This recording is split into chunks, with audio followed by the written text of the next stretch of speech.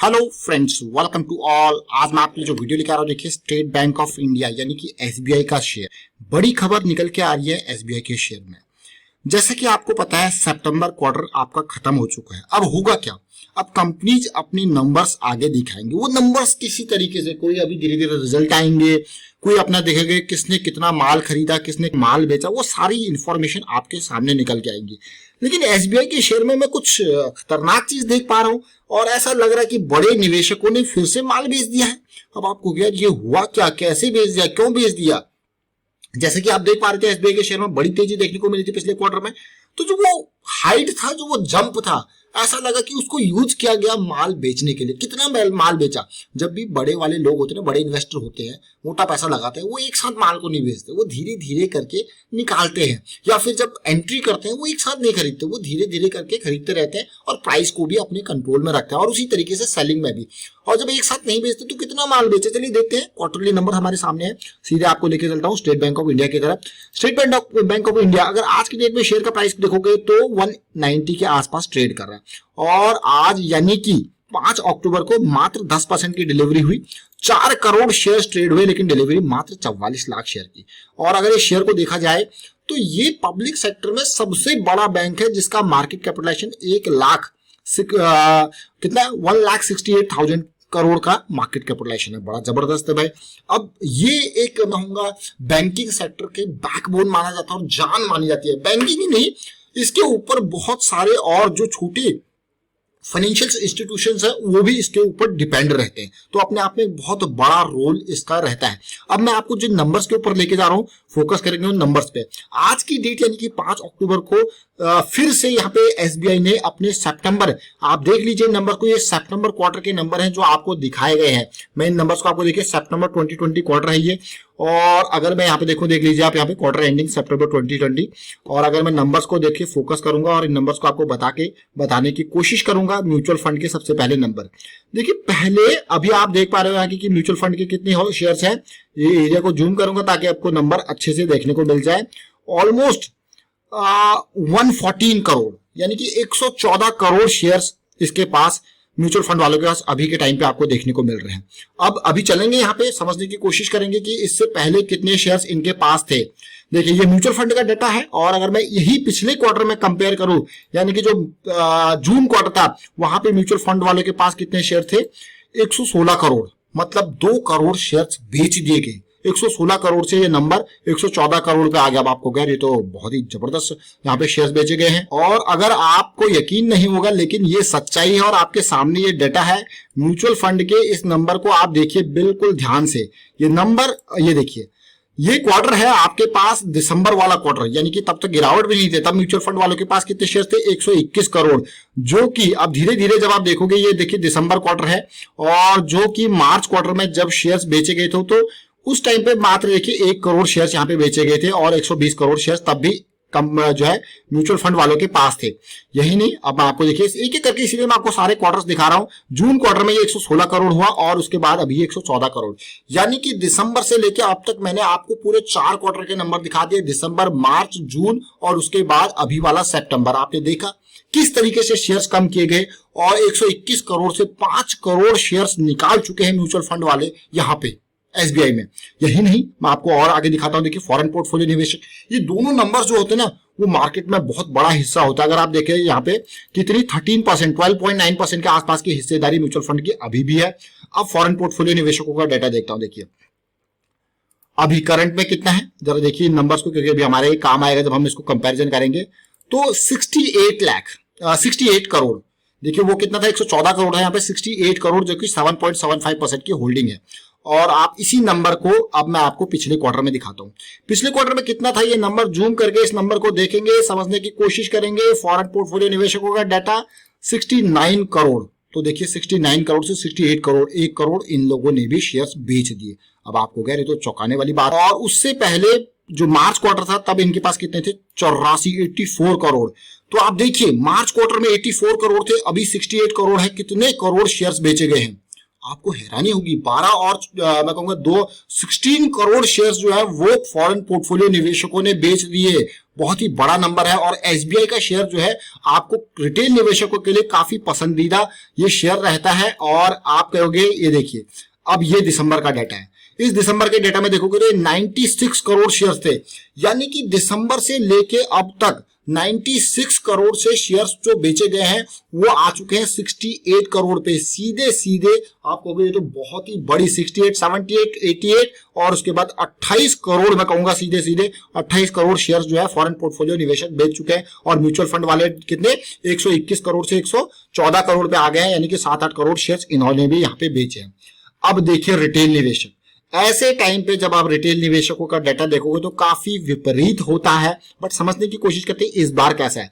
Generally जब बड़े निवेशक माल बेच रहे होते हैं तो खरीदेगा कौन? जनरली रिटेल निवेशक खरीदता है। और अभी सितंबर का डाटा देखते हैं रिटेल निवेशकों का, जिनका 2 लाख के अप टू 2 लाख के जो लोग हैं ये रिटेल निवेशक कहलाते हैं। और अगर आप देखोगे इनका काउंट, जो कि अब देखिए अब नए लोग यहाँ पे जुड़ते हैं, 29 लाख लोग यहाँ पे हो चुके हैं, मतलब 29 लाख लोग SBI state bank of India में इन्वेस्टेड हैं। और वो भी छोटे छोटे लोग जो 2 लाख तक पैसा लगाते हैं। और अभी इनके शेयर को देखोगे तो 67 करोड़ शेयर्स इनके पास अभी हैं। लेकिन इसी नंबर को आप देखिए, इस नंबर को ध्यान से देखिए, इस नंबर को मैं आपको दिखाऊंगा पिछले क्वार्टर यानी कि मार्च क्वार्टर का, फिर हम बात करेंगे अभी जून क्वार्टर का पहले देखेंगे, फिर बात करेंगे अगले क्वार्टर के। देखिए कितने शेयर्स इनके पास हैं अभी, अब ध्यान दीजिए यहाँ पे 62 करोड़ शेयर्स। अब पॉइंट देख रहे हो आप, जहां पे म्यूचुअल फंड वाले फॉरेन पोर्टफोलियो निवेशक करोड़ों की तादाद में शेयर्स बेच रहे हैं, वहां पे छोटे निवेशक करोड़ों की तादाद में शेयर्स खरीद रहे हैं। और आपने देखा 62 करोड़ से शेयर्स कहां पहुंच गए, 69, 67 करोड़, 5 से 6 करोड़ शेयर्स अनुमानित। देखिए कैलकुलेशन आप कर लेना, मैं आपको राउंड ऑफ करके एक फिगर बता रहा हूं, 5-6 करोड़ के आसपास शेयर्स रिटेल निवेशकों ने खरीद लिए।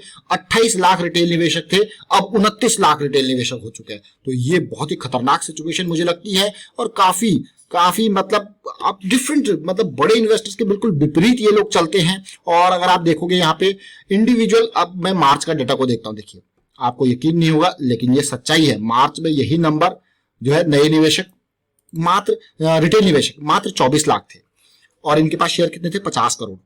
आपने देखा 50 करोड़ से कहां जा चुके हैं, 18 करोड़ शेयर्स रिटेल निवेशक खरीद चुके हैं। लेकिन फिर जब बात आती है फंसने की, फिर रिटेल निवेशक कहता है अरे ऑपरेटर की चाल है, इसने ये कर दिया, उसने वो कर दिया। लेकिन आप खुद देखिए, समझिए इस पार्ट को, ये बहुत ही खतरनाक सिचुएशन होती है। अक्सर मैं देखता हूं, चलिए थोड़ा बहुत डिफरेंस तो चल जाता है, बट करोड़ों की तादाद में जब शेयर्स बेचे जाते हैं और आप उसको करोड़ों की तादाद में खरीद लेते हो, तो भाई देखिए जरा ये सिचुएशन कैसी गंभीर होती है। ये देखिए 50 करोड़ से पिछले मार्च से लेके अब तक जो है रिटेल निवेशकों के पास 68 crore, 18 crore shares foreign portfolio निवेशक और साथ के साथ म्यूचुअल फंड वाले पकड़ा चुके हैं इनको। अब आपको क्या, ये तो बहुत ही खतरनाक सिचुएशन है, ये तो बहुत ही डरावनी सिचुएशन है। यही नहीं, अगर आप पूरा दिसंबर तक का डेटा देख लोगे ना तो आप चौंक जाओगे। देखिए दिसंबर के डेटा को जैसे मैं देख पा रहा हूं, मात्र 18 लाख लोग थे, 18 लाख से ये लोग 10 लाख नए लोग जुड़ चुके हैं एसबीआई के शेयर में।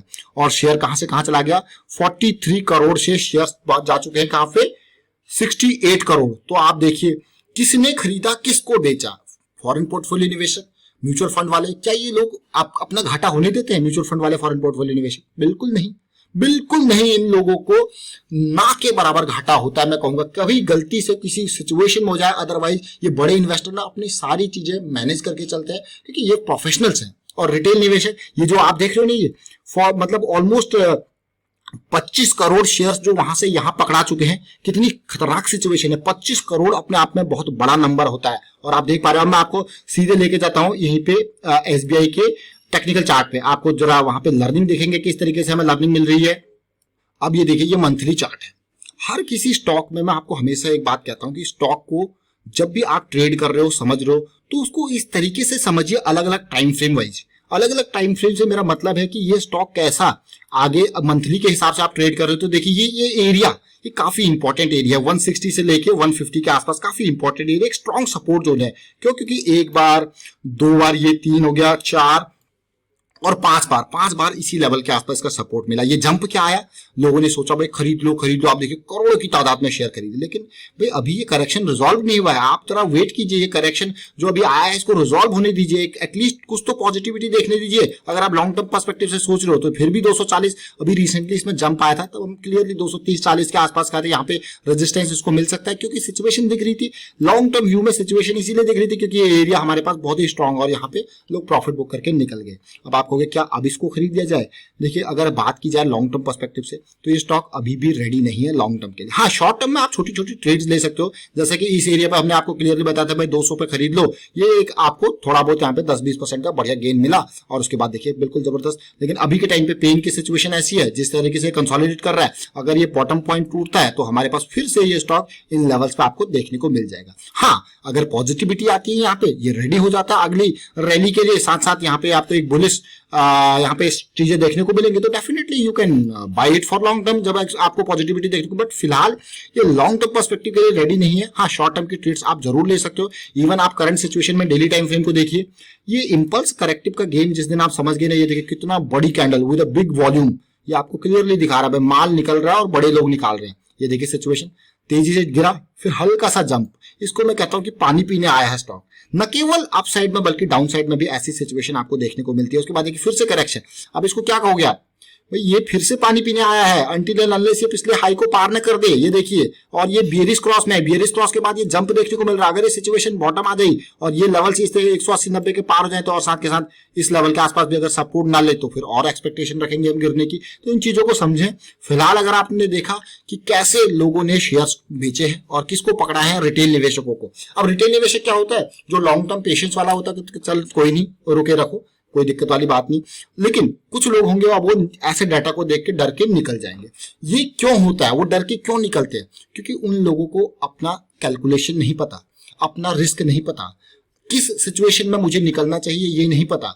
जिस दिन आप ये जान गए ना कि मेरा रिस्क कितना है शेयर में, इसीलिए मैं आपको हमेशा कहता हूं कि कैलकुलेटेड रिस्क के साथ मार्केट में चलो। Share market investment are subject to market risk. आपको दिख रहा पॉजिटिविटी है, हाँ आपके पास स्टॉप लॉस अवेलेबल हो गया, अब आप करेक्शन के रिजोल्यूशन पे एंट्री कर सकते हो। अगर डाउन साइड आएगा तो निकलो भाई, इमोशनली अटैच मत हो, निकलो, कोई दिक्कत वाली बात नहीं है। ये यहाँ पर आप प्रॉफिट कमाने के लिए आए हो, ऐसे तो नहीं कि आपको जुड़े रहना है। जब आपको मिल रहा है अच्छा प्रॉफिट, आप घुसो, उसके बाद देखिए सिचुएशन अच्छी दिख रही है तभी जाओ, और उसके बाद आपके अपने एग्जिट क्राइटेरिया को कब आप निकलोगे उसको पहले रेडी रखो खरीदने से पहले। तो फिलहाल वाइंड अप करता हूँ वीडियो को। उम्मीद करता हूँ वीडियो आपको अच्छा लगा होगा। अच्छा लगा तो शेयर कीजिए, लाइक कीजिए, चैनल सब्सक्राइब कर जल्दी सब्सक्राइब कर ले और बेल आइकन को भी प्रेस कर ले, जिससे आपको नोटिफिकेशन आती रहेगी। Thank you for watching the video.